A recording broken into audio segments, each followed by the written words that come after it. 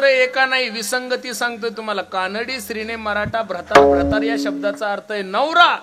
तिनं जर मराठी माणसासोबत लग्न केलं तर एकाचे उत्तर एका नाही दोन संगती मी तुमच्या समोर ठेवली. कुसंगत ठेवली, विसंगत ठेवली आणि सुसंगतीने काय लाभ होतो महाराजाचा प्रत्यक्षात अनुभव जर तुम्ही घेत असाल तर आम्ही लोक आहोत.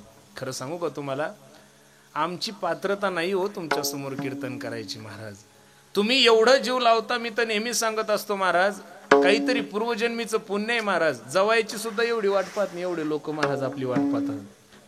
एप्रिल महिन्यातली तारीख घेतलेली असली तरी लोक आताच ऑगस्ट मध्ये सांगतात की महाराज तुम्हाला जेवण्यासाठी काय बनवायचं सांगा ना. एवढं कोण प्रेम करतंय? आम्ही लोक नाही करत. खरं सांगू का तुम्हाला, आम्ही लोकांनी फक्त गाढवाचे कातडे अंगावर घेतलेले, वाघाचे कातडे. कशाची?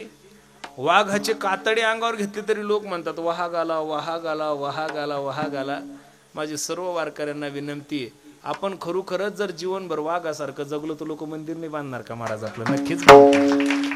नुसतं ढोंग करतोय तरी लोक एवढे जीव लावतात.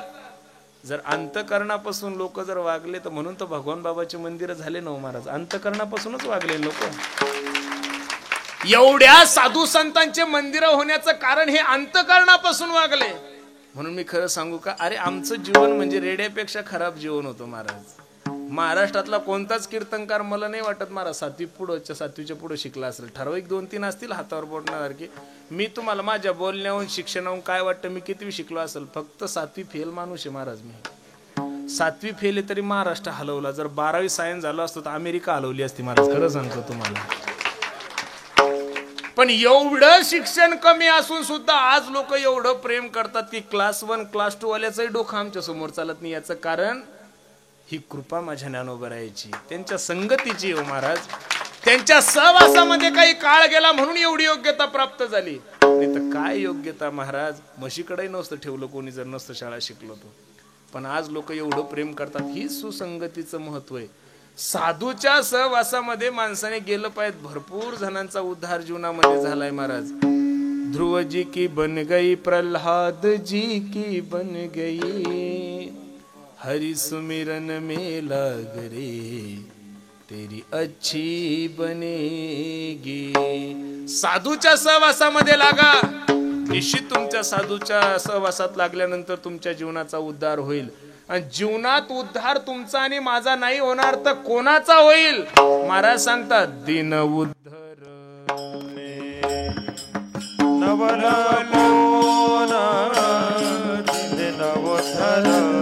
म्हणजे संगीची तरणे नवल